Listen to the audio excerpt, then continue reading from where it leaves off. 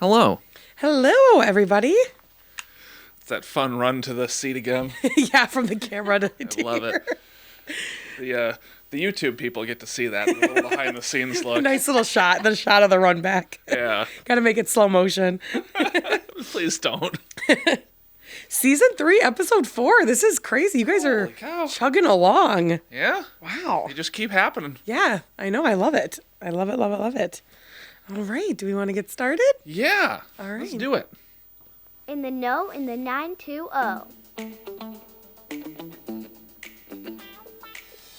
It's kind of like a sway music. Not quite a full-out dance, 100%. but a little jive. Yeah. Get your shoulders moving. Yeah. It kind of feels like, like Ellen used to have like little walkout songs. Oh, when she'd walk out down Kind of the... feels like one of those. Walking down in the fans. Yeah. So, we're here again. I've got Fiona with me. I'm Nick, as always. And we have a guest. Hi, Rebecca M. Zornow. Ooh, cool. It's a pretty good name. It is a good name. I like how it sounds. Yeah. I like the middle initial in there. That actually pulls it together really does. well. I agree. So I agree. I'm an author, and it's a big question of when you start writing. Do you use your full legal name? Oh, yeah. Do you use like initials? Do you have a pen name?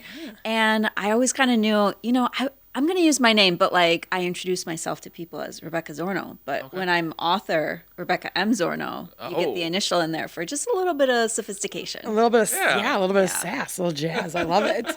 I love it. Love it. So you are an author, and that's why you're here with us today to talk to us about your book. So when did you start writing? Like, have you been doing this since you were a little girl? Like, how did you get into it? Yeah, I've, of course, written things through middle school, high school, didn't take it too seriously. I kept journals through high school and college, and I was always a huge reader. And I went to Lawrence University, and I planned to work in museums, so I was an art history major. Ooh. And I added an English double major that I thought I was doing just for me. Like, well, I like to read, communication is always important, analyzing literature is important, like, this is my fun piece. And it wasn't until after graduating, I was going into the Peace Corps with my husband. I was going to live in East Watini for 2 years at a rural primary school. My sister took me out to dinner and gave me a journal, and she said, you write a journal while you're there. I'll write one here, and then we'll switch when you get back, and we'll make it into a book. Oh. And that was literally the first time it ever occurred to me that somebody just decides, like, oh, I will write a book. Sure. Oh my gosh, that's so cool. So it also kind of started with your sister. Yeah, so we did write that book. It's kind of what we call a book in a drawer. Who knows if it will come out.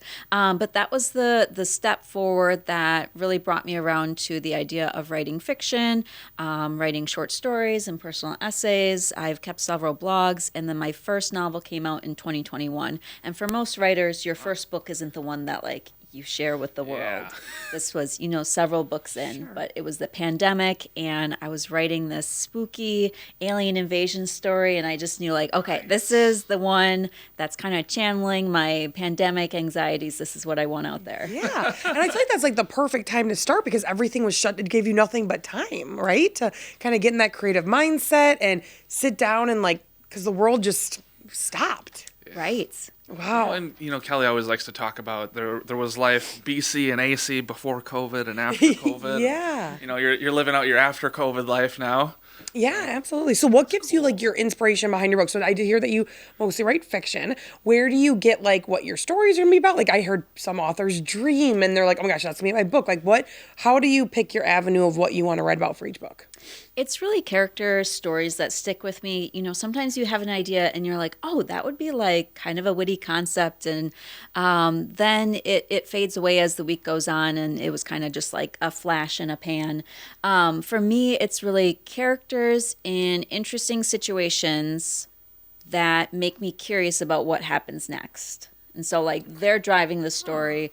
We might call it character driven or character led fiction, where yes, the world building. So I write science fiction and fantasy. The world building, like all of these like things that you make up about the space that they're in are important, but really it's a character has an obstacle. They have to come to a discovery and they're really driving it forward. So for the alien invasion story, I was literally standing in the shower thinking about how Earth always wins in these movies against aliens and how in reality that would not be what happens. Yeah. And I was like, what would people do if we were defeated, we're being colonized? And I got this flash of an idea for a soldier who, the war has ended at the beginning of the book. She thinks she's one of the last few people left. Like, how do you pick up and carry on?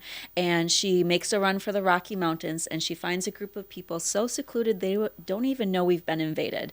And I was like, okay, that's like something I can run with. Yeah.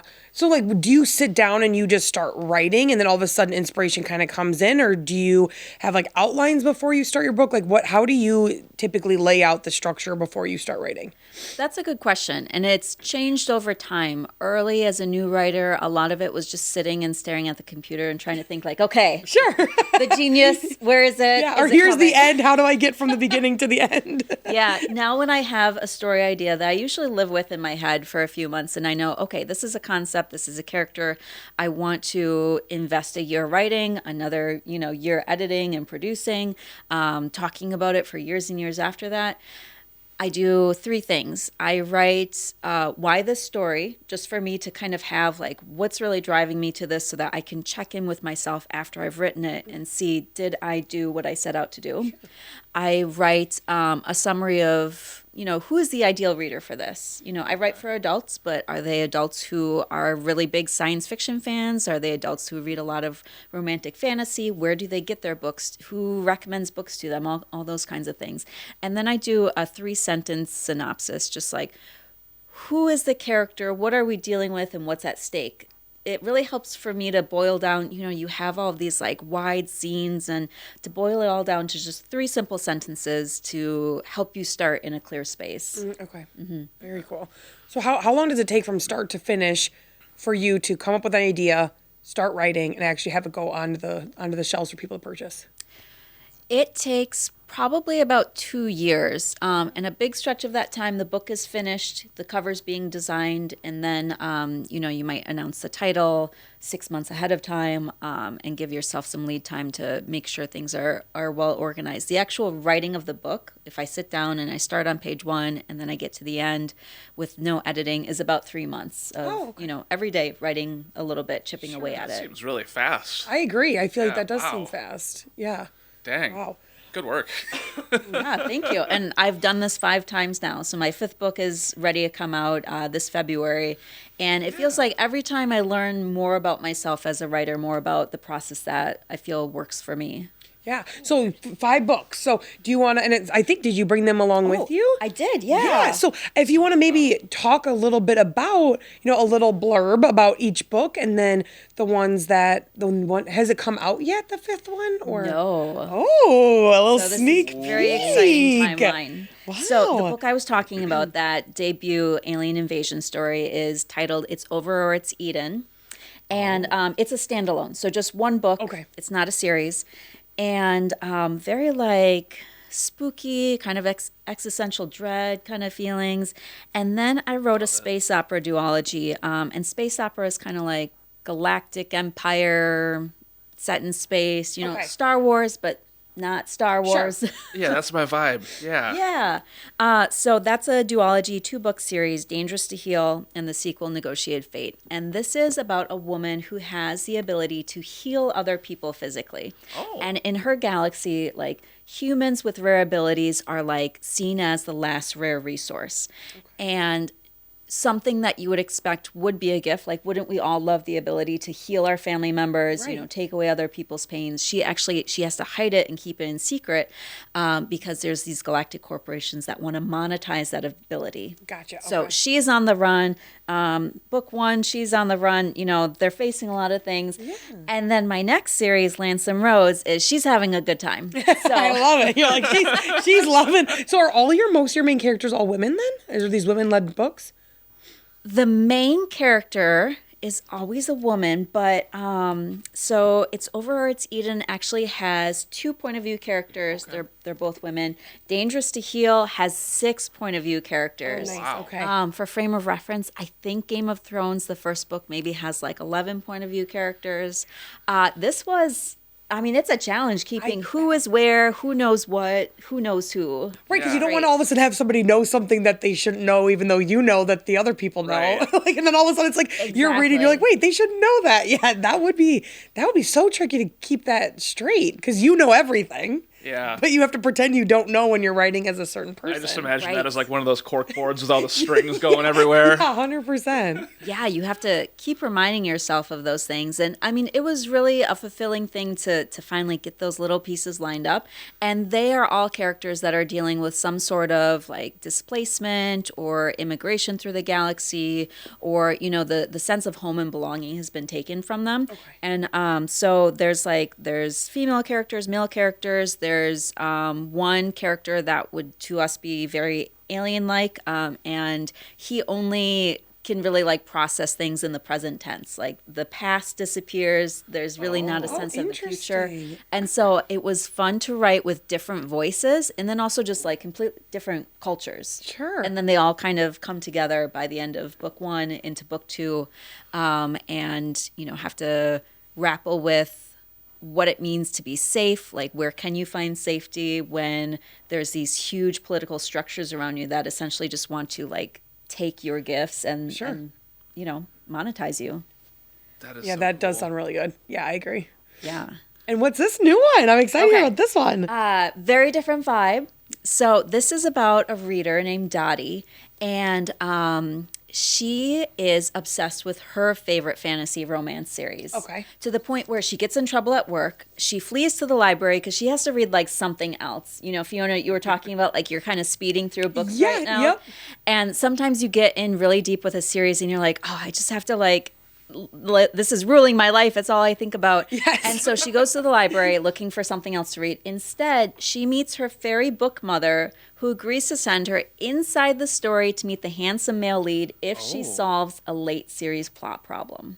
Oh, so she solves the plot problem in the book she's already reading. Yes. That she hasn't gotten to that point yet. Whoa. She gets to go in and meet the main character of her love book, of the book she Yeah, loves. it's very cozy, Ah. reader aware. Like Yeah. I was really thinking about what it feels like to be a reader, a fan of some of these big series. Like if you remember when the Game of Thrones TV show wrapped up, people were really dissatisfied with the Still ending. Still am. We're hearing similar things with like the ending of Stranger Things. Yes. You know, fans have ideas Yes. of how they want a story to Yes. end. And Dottie's favorite book series, book 5, does not go the way any of the fans wanted.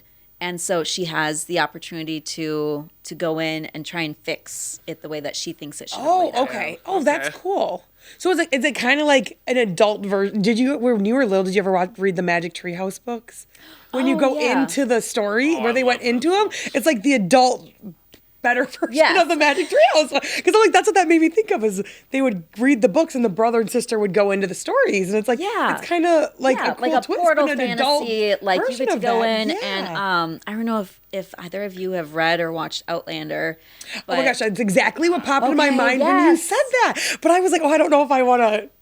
But yes, where she goes wakes up and she's in the world. Yeah, and I think that you can do a lot as a writer, like thinking about, okay, what is somebody with like our modern understanding of the world, our modern understanding of science, you know, the way that like our society has constructed itself, like how would we think and things play out if we were just dropped in another location? And so I think it's a trope that like we see over and over because it's so Yeah. compelling. It's so It is. fun. Yeah, it is. Like, yeah, she's dropped. I mean, that's a spicy TV show, though. Is your book Yeah. as spicy as that Okay, show is? so this is definitely a romance. Oh, okay. And you can see on the cover of book 2 Oh. the romantic interest. Oh, there we go. This is Yes. like would be a perfect like Valentine's Day read coming up here in February. Exactly. I am a person who judges books by their covers, so I got- do get the vibe from You gotta it. get that Okay. hook, right? Yeah. Yeah, my cover illustrator Sophia, she does beautiful beautiful, gorgeous, like custom character art. And it was really an interesting process working with her. And like she has this eye for like the details on their clothing and like the details of like, okay, this is the first thing somebody sees when they're introduced to this book at a bookstore. Like, what do they take away? Like, how do you, tell the right reader, hey, like this is a book you might like. Yeah. And I do think that is a huge thing. I think like if you don't know a reader that's maybe a super famous reader and you're going specifically into a bookstore to look at that specific author, like it is really like what are the you're caught more by like the color of the book and the picture of it more than the title before you see the title. Like what is going to draw, because when you're in a bookstore, I mean it's overwhelming to be honest if you don't know exactly what you're going for. Start getting into that like Disney level of psychology, like it needs to be this exact shade of this color. Yeah, like do you have like studies on there? Like, okay, if it's this color or if it's this drawing versus this type of drawing, like before you release the covers, do you guys do like a test study of like, okay, you go in front of a group of people and say which one would draw you, which photo would draw you, or do you just kind of go with what your gut feels? So what we do is I write a brief for, so Sophia, I worked with her for these two books. I've worked with other illustrators for my other books. And you write a brief saying like, okay, this is what the book's about. This is the vibe I'm going for. This is, the audience I'm trying to attract. And like, sometimes you'll put like, and this is kind of what I'm thinking, but I think it's important that like they do so many book covers. They have a really strong sense of what works to lean on them for that. And then sometimes they will do a couple of thumbnails and you can kind of see different compositions. For these covers, actually this cover specifically with the love interest, I had two different fairly far in the illustration process poses that they were in. And I have, in addition to my editors, I have beta readers. Okay. So readers who enjoy my work, there's just a small group of 4 or 5 usually, who they read the book before it goes out and they say, hey, I was confused by this, or, oh, did her hair color change? Or, Gotcha. Hey, at the ending, like, I was thinking these things and like, yeah, that's exactly what I was looking for. Like, just kind of like a temperature check. Sure. And I showed them the covers and they were completely split. So I was like, oh, it comes down to me. Oh, jeez. You're like, okay, flip a coin. It's like, that was unhelpful. Oh my gosh, that's pretty cool. Wow. So you obviously live here in the Appleton area. Are your does your editor, does everyone live here? Are you sending your books to other places? Like, how does that background process work for you? Yeah. So I grew up in Appleton, only left for the 2 years that I was in the Peace Corps. And so what I do is I'm an independent author, which means that I'm a self-published author. I don't work with a publishing company that takes my work and then does everything in-house. What I do is I construct a team. So I actively ask other writers that I know about editors that they've worked with. I find a lot of people online, and it's kind of like you build your team of, who can do the developmental edit, which is structural editing. Like, hey, do we have the right number of chapters? Are the side characters, do we know who they are even, or do they drop off? Those kind of big picture things. Line editing, which is where they're looking at like the style and the voice at the sentence level on the page. Copy editing. My copy editor lives in Brooklyn. My developmental editor is here in town. My line editor is in California. So it really, and Sophia, the cover designer, she's from Spain. So it's like you're doing all of this virtually, and it ends in this like really neat like physical product. I'm just about to send copies of this newest book to everybody on the team who's helped with me so they can have. So is that 10? How many people is that on a team? Oh, there was a lot more editors in there than I assume there's like an editor. I didn't realize there was an editor for very specific things. Yeah, sometimes people like to work with the same editor for developmental editing and line editing. Okay. It can be good to get like another fresh set of eyes in there, I feel like, for continuity. And then like copy editing where you're looking at grammar and spelling and, those last little continuity ideas. Like ideally you want to involve another editor at that point because that's such a specialized skill set. Sure. And really like, you think like, oh, spelling, but there's so much nuance there. Yeah. It's so varied. And so there's probably about 6 individuals that I work with throughout a book, I would say. Yeah, and then a couple of beta readers, just amateur readers that give feedback that can be really helpful in the process too. So this question has kind of popped in my mind. I'm interested to see what your thoughts are on it. So ever since, obviously, like ChatGPT and AI are a very big thing where people can say, hey, here's a story. Like, are you totally against ChatGPT AI? Do you use it sometimes? Like, do you put a paragraph in and be like, hey, these are my words, but maybe correct for spelling? Do you think that will eventually take over for having to maybe what is your thoughts with that in your world? Yeah. Oh my goodness. This is like, we could do a masterclass just on this topic. Yeah. Okay. So for me, I'm human centered. So all of my editors, they don't use AI. I don't use AI even for coming up with ideas or, workshopping things. My illustrator works by hand digitally. And my thoughts on ChatGPT is, and really like any of the generative AIs that we're seeing right now, is we have like a fundamental problem from the start because a lot of these tech companies like Anthropic and Facebook have illegally downloaded the works of authors. Mainly from LibGen, which is this big pirated like database we think is in Russia. And so like they're stealing works. Like you're not supposed to pirate books just like you're not supposed to pirate movies. And they're using this work that they didn't seek consent. They didn't provide any monetary exchange. And they're using it to create something new. And this is different than like scraping the internet for content because if somebody's writing an article or blog post, chances are it might not be super well edited. Like, I had the whole list of editors we just talked through. Yeah. That doesn't always happen for your Facebook post about your dog. Right, exactly. And also books are long format, so it gives like a different kind of breadth to these generative AI models that they're not just getting by like pulling random sources. So they're getting incredible value. And we just saw Anthropic was just sued by authors in a class action lawsuit. I wasn't in that because it was like books prior to 2021 for the most part.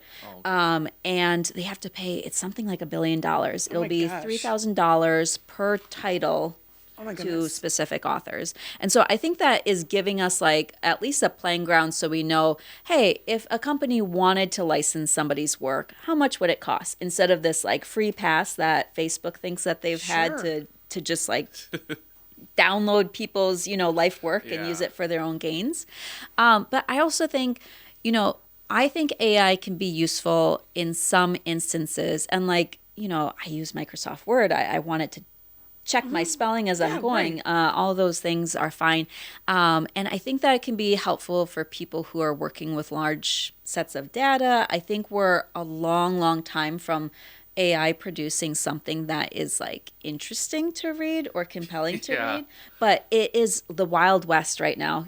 All these authors, all these like author groups. So I'm a member of the Science Fiction and Fantasy Writers Association. There's also the Authors Guild. Like these groups are doing a lot of work to try and make sure that rights of authors are preserved and that we set some standards for moving forward. But I do think that at the end of the day, I want to read the weird little idea that a human came up with. Right. And I think it'll be, so as an art history major, when we think of like how photography changed the visual arts, people were doing these really highly realistic paintings of, people, of still lifes. And it's not like art just went away because photography came out. It changed, right? Correct. So we saw abstract art and expressionism and all this contemporary art and, art installations come out. So I think we will definitely see changes in the literary space. We don't know what those will be yet, but I don't think books by humans are going anywhere. And I almost feel like, going back to the art, you almost appreciate the actual art over the photo because you're like, oh my gosh, it's so real. Like some of like the art you think it's a photo because it's done so well, and it makes you appreciate like, oh my gosh, a human did that. Yeah. Like I know like in college, for example, if you wrote essays, you kind of had to submit it and it would say how much was plagiarized so that the teachers knew that you didn't plagiarize, right? Do you think that's going to come to authors where it's like, all right, 99% of this book is ChatGPT, we're not even going to publish it? Like, is there going to be, you think, rules around that at some point so that I'm not saying maybe it's not a good read, but someone thinking, okay, I can make fast money by throwing out 15, 20 books in a year by using ChatGPT? Like, are you guys going to make rules against that? We're already seeing that developing. First so if you do work with a traditional publishing company, you first approach a literary agent, somebody who's going to represent your work to the publishing company. And what we're seeing right now is a lot of them just putting like bold on their website, like, I do not work with like AI generated things. Okay. Do not send me your work. We're seeing the same kinds of things with like authors. If you publish on Amazon, if you distribute your books through Amazon, you have to like check a box like AI was used through this so that like readers can identify. And we're seeing a lot more spaces call out like, hey, is this AI or is it not AI? And I think that's going to be important for people moving forward so that they can tap into the media that they want to use. I do know of one case, I think it was a year and a half ago, there was this, well, maybe not even a writer, we'll say a creator, this person who they put like 20 books or something up on Amazon thinking like, oh, they were gonna, make all this money because they just like had ChatGPT like put something out and then they put an AI cover on it and then they like flooded Amazon with these books. And the sales did not follow. Like the market did not say like, yes, that's what we want. And so right now Amazon is kind of slowing down, trying to make it harder for people to mass produce those kinds of things and put it out there. And I think they're hesitant to promote it because they don't want readers to go cold, right? They have a really warm market. Like Amazon is really a big player in the book industry. And if people feel like they're just going to be getting AI slop books, they're going to stop buying. 100%. 100%. Wow. Yeah, I was always very curious about that. I'm like, because people they want to make money and they want to make money fast and they're going to think of creative ways to do it. So it is, but I think you do have a point of AI, yeah. I mean, like, even if I use AI to do a house description, I'm like, people don't talk like this, or like, you know what I mean? It's like, it comes off so cold where like people are gonna see that in a whole book, I can imagine, like your descriptions are using like some adjective that people haven't used since the 1800s, and you're like, who are you? Yeah, exactly. And it's always so uber pleasant and like just kind of, fake. Like when you get an email and you're like, oh, I know AI wrote this. Actually, this is kind of like a plague in the writer world right now is we're all getting these AI generated emails from people who like, I get probably like 10 of these emails a day. And they're from people who want to try and sell like book services to authors. Like, oh, I'm a member of a prestigious book club and we actually have an opening unexpectedly next week. Would you pay us to, be in the featured book?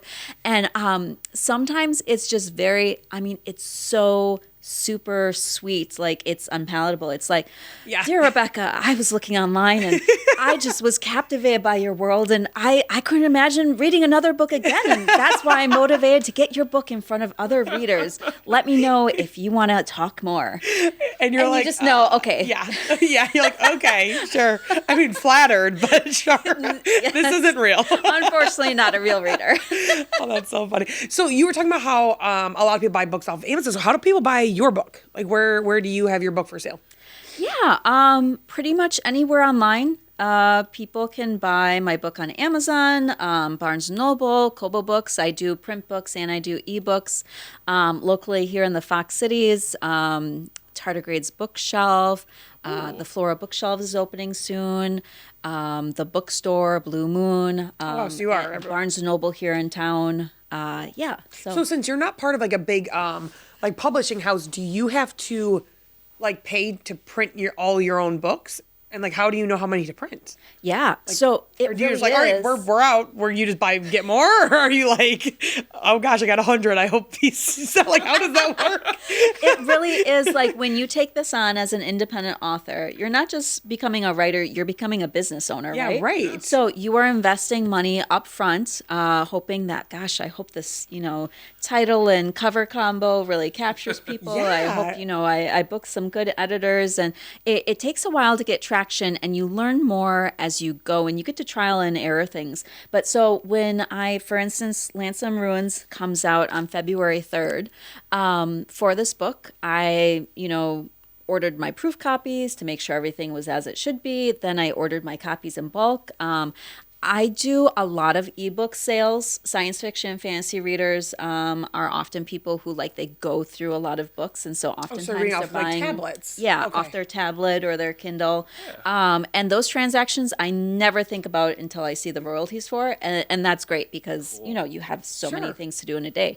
But you get a smaller royalty on those because Amazon, Barnes and Noble, Kobo, everybody kind of takes their cut along the way.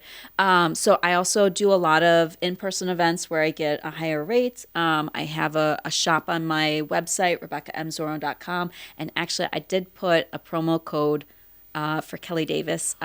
Cool Kelly, all one word, 10% off of my store through the end of May. And it's fun to fulfill books through my online store too.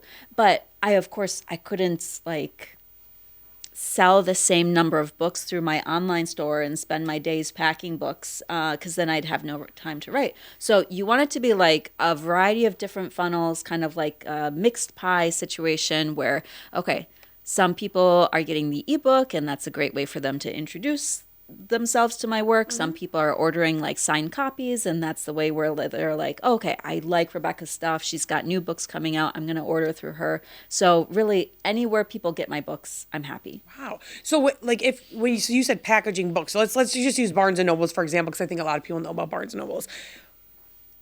You're buying the books and they're going to your home or your business, and then you're sending it to Barnes and Nobles, or are they like, hey, it ran out, that Barnes and Nobles orders it from? How is it getting into Barnes and Nobles? Yeah. Okay. Very good question. Good distinction. Where are the logistics? Yeah, I'm like, give me that. I want the nitty gritty or the behind the scenes. I only package books if people order directly through my website. Okay.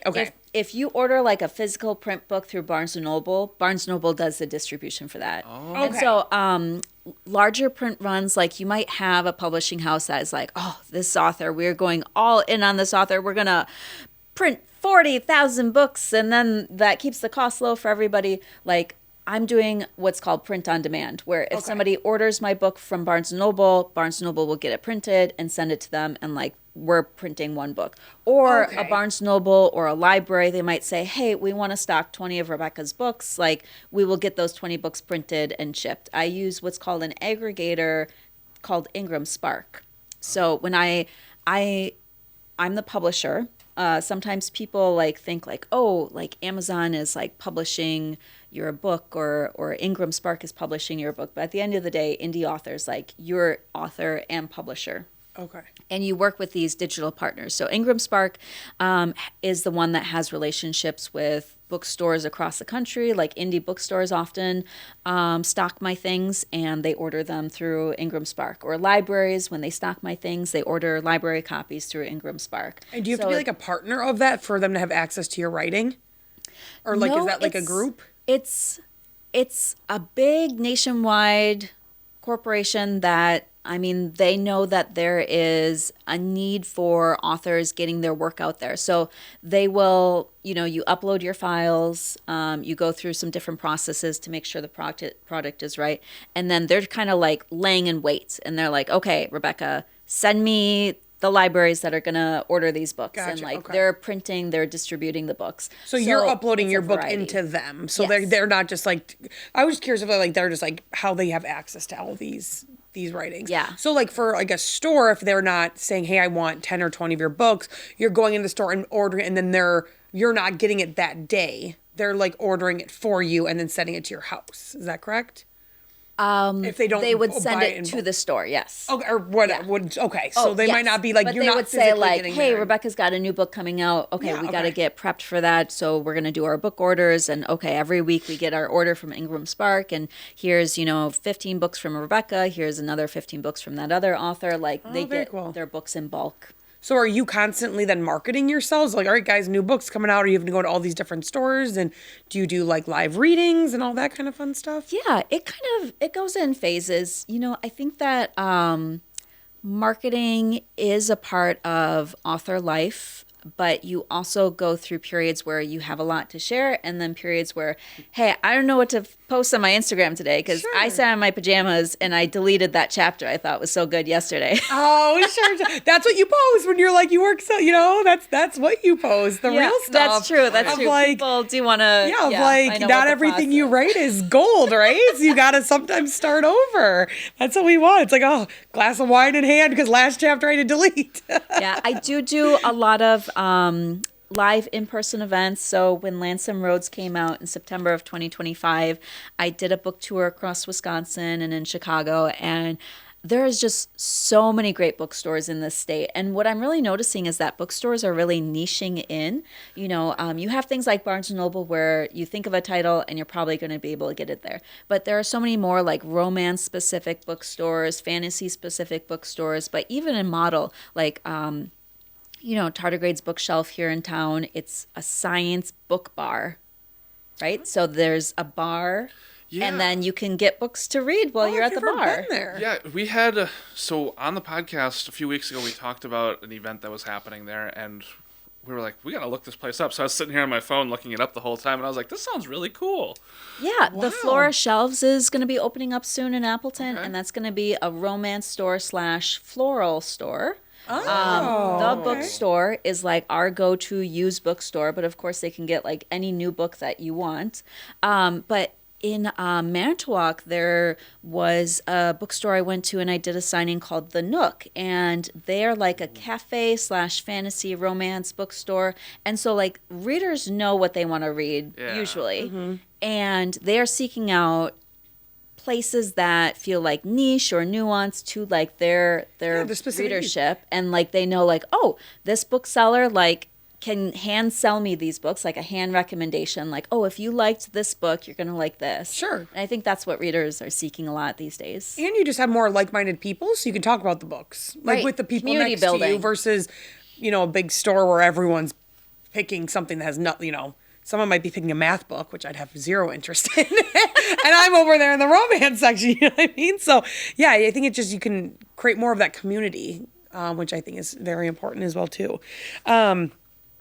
Wow, so there's this is a pretty interesting world for sure. Oh, yeah. Publishing is like so stagnant yet ever changing. Yeah, right. And like I think when I think of authors, you think of those big names in New York City, and like it's so fun to hear like someone who lives here who's writing these big books and doing all of it on their own. Like it's because you only hear about the New York City, and you have to be in these huge cities to write books and it's like, no, you can be anywhere. Oh yeah, there's actually so many authors here in the Fox Cities. Leah Dobrinska writes these really wonderful sports romances and these cozy mystery books. Kayla Milkey, she writes fantasy romance. There's a number of nonfiction folks or kind of like personal essay, memoir type readers. A lot of poets. The bookstore on College Avenue in Appleton, they do an event called Block of Books. And I think last year they had 50 regional authors. Oh my gosh, wow. Yeah. Wow. Yeah, I used to work for Oshkosh Corporation, and when I was there, I was lucky to meet this guy who had been with that company for like 70 years. His name is Clarence Youngworth, and he's passed now, but he had lived in Oshkosh his whole life for like 95 years, whatever it was, and he wrote like 20-something books about the history of Oshkosh. Oh, and it's like you wouldn't like guess that about a person, just meeting them. Like, oh yeah, he's just written all these books. He wrote them all by typewriter too. Oh my god! Oh my gosh! So there's no mistakes there. Yeah. Oh my goodness. But it's like, yeah, you meet people sometimes, and it's like, I've written all these books. It's like, holy cow. Yeah, and for a lot of people who have a business, like a nonfiction book in their topic area can be another way for them to find new clients or share their business expertise, where it's not, hey, I'm a writer, working on the latest plot twist in my, my thriller series. It's, hey, I wrote a book as part of this business that I'm running so that I can share more of my takeaways with more people, and that gets people to know more about my work. And, it's part of like the gears that make their business run. So yeah, a lot of variety in the author world, definitely. That's so cool. Yeah, that is very cool. Wow. So, I mean, this has been tons and tons of information. Is there anything else that you feel like you want to touch on or share about your journey or the books that you've written? Oh, What's next? Yeah, what? Oh, my good goodness. question. Okay. What's next? So book 2, Landsome Ruins, comes out in February. Okay. Book 3, Landsome Roses, comes out in September. Oh, so you've already written it? Finished it? It goes to the copy editor tomorrow. Oh, So, wow. which is like the final polish, and then it's just like, hey, Rebecca, you continue to spell probably wrong. Please fix it. And then I actually have a pretty solid draft for a book that's going to come out in 2027, which is a political science fiction Okay. book 1, and then I get to start drafting a new book soon. So do you typically work on multiple books at the same time? Or are you like, okay, I'm only going to, once I finish this one, I'm not going to start another idea until it's done? A lot at the same time. It's a lot of balance. Like from the reader perspective, you get book 1 and then a year later you get book 2 Yeah. and you're like, oh, why aren't they writing fast enough? I'm ready for book 3. Yeah. But you are, as a writer, balancing things. So I'm doing a lot of talking about Landsome Ruins right now. I am doing final production pieces for Landsome Roses. I am in late stage developmental edits on a book for 2027, and then I'm just starting a research phase for a new book that's going to come out. Oh, wow. So you're like working on in like late 3 books at the same time, 2027. Yeah. essentially. Wow. Yeah. But I'm assuming are they all very different genres so you can keep track? it is, so it does like fulfill different pieces of your Yeah. brain production wise. You're like, oh, like I have to write a new scene, this is taking a lot out of me. But for other pieces, it's like, oh, I have to approve these copy edits, and my copy editor is amazing, so they all look great. But it is, I find like switching between like fantasy and science fiction and different lengths is really rewarding. So I actually, between these 3 books and these 2 books, which are novellas, there was the big political science fiction book, which is like now at 160,000 words, which is twice the length of It's Over, It's Eaten. Oh, wow. And I felt like I got through the initial drafting. I did a round of editing. I worked with my developmental editor to flag things. And then I kind of needed a break. And that's when my brain was kind of going like, oh, do you maybe want to write something shorter and Sure. funner, and that's going to make you like feel just so light and happy? And so it kind of was a good switch to move from that big sci-fi book to these shorter fantasy romance novellas, to just like stretch yourself in a different way and feel like a sense of relief. And now I'm like, that was a good thing to do, because now I feel like I have clarity too on Sure. the last pieces for that big sci-fi book. Yeah, so like forcing yourself to finish something that you weren't quite ready to do Right. yet. Do you ever find that like you're taking, or when you write your characters, is there any little truth of people in your real life that you're putting in there? Or is it mostly completely made up? Or is your husband reading this like, should I read this as a sign? Or like, is there any little doses of your people in there? Yeah, the very first like short story I wrote while I was in the Peace Corps, I gave it to my husband, and he was like, okay, which character am I? And I'm like, what are you talking about? None of them. I would say the same thing. I'd read every one. I'd be like, oh man, she was mad at me that week. I do find, I mean, you write what you know, or you have things that happen to you in life and you want to tell your friends about it. And like, there's just things that impact us in different ways. And I do have like both positive and negatives in my work. On the positive side, my kids and my nieces and nephews, I've included each of their names in one book as I've gone along, as like a side character, like not somebody who's gonna like, be like blowing up a planet, or doing something It's not like awful. a huge nepotism thing, but Yeah. like, they're in there. They're in there. Yeah. And then I do have a few cases where it's more like the emotional piece of how somebody like made me feel that I didn't like, or, especially with like my science fiction books, we're looking at a lot of big thematic things like capitalism and the patriarchy. And there's definitely instances in my life where I go like, what happened to me like is giving me fuel for how I'm maybe going to write about this character Sure. who's making unwise choices, or doing things that negatively impact the main character of the book. And you just hope it's not too clear to people who know you. Right, you're like, oh, this one was obvious. But then that's, I guess, up to them, right? They're like, if it's a good character or a bad character, I guess it's very telling of the person. It's like if you see yourself in the bad character. Like, if the shoe fits, I guess. People who write memoir have to deal with this more because they're telling like the real story of their life. Kidding. And there's a great quote out there by the writer who wrote, I think, Bird by Bird, which is this wonderful craft book about like how do you find it within yourself to write these things and push yourself forward, creativity.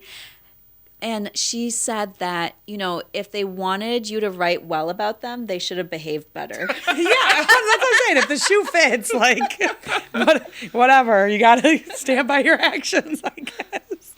Oh, that is very cool. Well, I probably could sit here for hours talking to you, but I know we can only have a certain amount of time to do it. So is there any last minute things you would like to say to our audience about maybe, again, when your book is going to be released, where they can get it, and anything else that you want to share?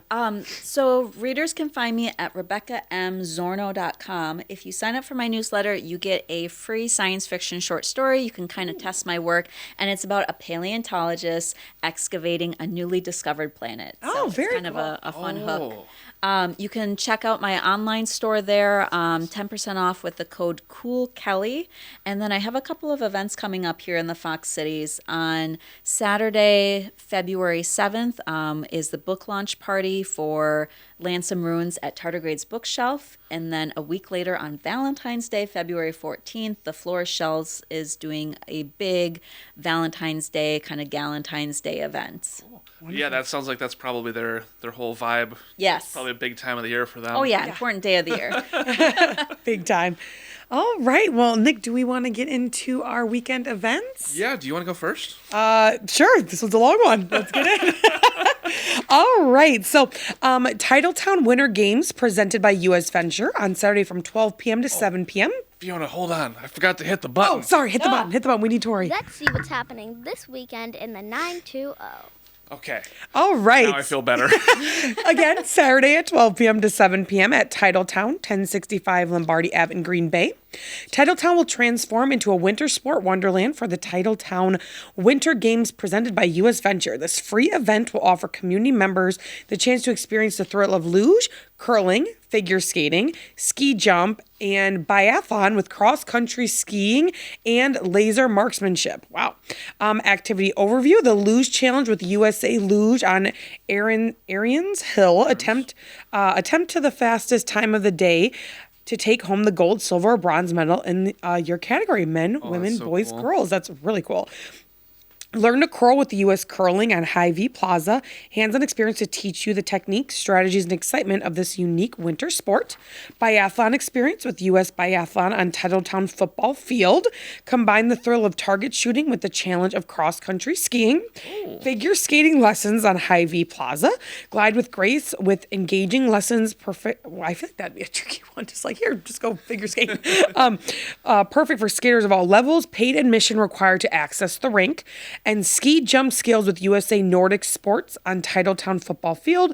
Try your hand at ski jumping on a mini snow-built jump. Learn the fundamentals of the sport from elite coaches and local club leaders. Awesome. All ages are welcome. Skis and helmets are provided. Event notes. Hy-Vee Plaza skating start time will adjust to that of the games, plus will remain open to the public at normal hours of operation. Admission rates apply throughout the weekend. Arians Hill will be closed to tubing Friday and Saturday, January 30th and 31st in order to accommodate the Luge Challenge. Save time and sign online. All events require a waiver to participate. Save time and sign online for the Titletown Winter Games in advance here at waiver.sportswaiver.com. Wow. We'll have that link on our website. That is our newsletter. Packed full. I'm like, a lot of this stuff would be so hard, I feel I like. only saw the first page. I didn't see that it continued. Yeah, but I'm like, some of this stuff, I'm like, oh my God, like the ski jumping skills. I'm like, some of this stuff, like, can you just be thrown into doing with no training? Well, That's why there's a waiver. I think on the actual ski jumping, you don't just go up on the 300-foot hill. No, really? Just get up there, you're fine. This did remind me that a guy that I used to wrestle with in middle school, he's actually on the Olympic biathlon team. Oh, really? So Whoa. good luck in Italy, Paul. I mean, you probably don't watch this. You're doing other stuff. Hey, Paul. Good luck, Paul. Okay. So next up, we have Winter Family Fun Day. Saturday from noon to 3 at the Mosquito Hill Nature Center. That's N3880 Rogers Road in New London. No registration or admission fees. Throw on your cold weather clothes and experience the beauty of winter with us. Enjoy some free family fun and spend some time outdoors. Featured activities include sledding and outdoor games, free snowshoe rental, oh that's cool, animal tracking basics, winter crafts and button making, campfire and s'mores, brat fry and other concessions, and more coming soon. Sledding and snowshoeing are weather-dependent activities. This event will happen with or without snow. Right. The next is Seth's Coffee Lab, Saturday 10 a.m. to 12 p.m. at Givens Farm Estate and 2828 Givens Road in Hortonville. Instructor Christopher Rowan and Seth's Coffee. Seth's Coffee Lab isn't just for seasoned coffee enthusiasts. It's a fun, engaging experience for anyone curious about what goes on in the great cup of coffee. From farm to cup and everything in between, this class is your chance to explore the fascinating world of coffee in a hands-on, approachable way. We'll taste a variety of coffees, experiment with different brewing methods, and enjoy fresh baked goods with our talented in-house bakers.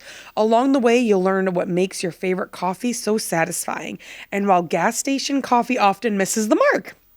Whether you're looking to up your home brewing game or simply enjoy a deeper appreciation of your morning ritual, this class covers all the essential variables that affect flavor, aroma, and quality. Best of all, you'll have the chance to ask questions and join an open conversation with Christopher Rowan, who brings his deep knowledge and passion for coffee to every session. Come curious, leave caffeinated and inspired. Ticket link on our newsletter, and it is $65. And speaking of AI writing, it's always funny because you can tell which one of these are like Yeah. people used AI to write their little descriptions. Okay, so next up I have Empty Bowls Oshkosh Soup Dinner, Saturday from 4 p.m. to 7 p.m. at the Howard, 405 Washington Avenue in Oshkosh. Join us for a heartwarming community event at Oshkosh Empty Bowls, where great food meets a great cause. This special evening brings people together to help fight hunger in our local community. Event highlights: soup buffet. Enjoy a variety of delicious soups and breads donated by local restaurants. Handcrafted bowls. Choose from unique handcrafted bowls as a reminder of those who face food insecurity. Live music. Experience performances from talented local musicians. Raffles and silent auction. Enter to win fantastic prizes from generous community sponsors. Ticket link will be in our newsletter. Adult bowl plus meal is $36. Adult meal only is $16. Child meal only is $11. And additional bowls are $20. All right. Well, that is everything we have for this weekend. So, Rebecca, thank you so much Thank for you, joining Rebecca. us. We learned This a was, lot. Yeah, a This ton. was so much fun. Yes, it aren't was they nice so to kind of just do a broad look at writing and AI and books in the community. So thank you. Yeah, thank you for joining us. And we will see you. I will not see you. Kelly will be back next week. But I hope you guys have a great rest of your day and enjoy this episode. Bye, the internet. Thank you for listening to our podcast. To contact the Kelly Davies Homes team for all of your buying and selling needs, call 920-791-9047. Find us on Facebook at the Kelly Davies Homes team or go to kellydavieshomes.com.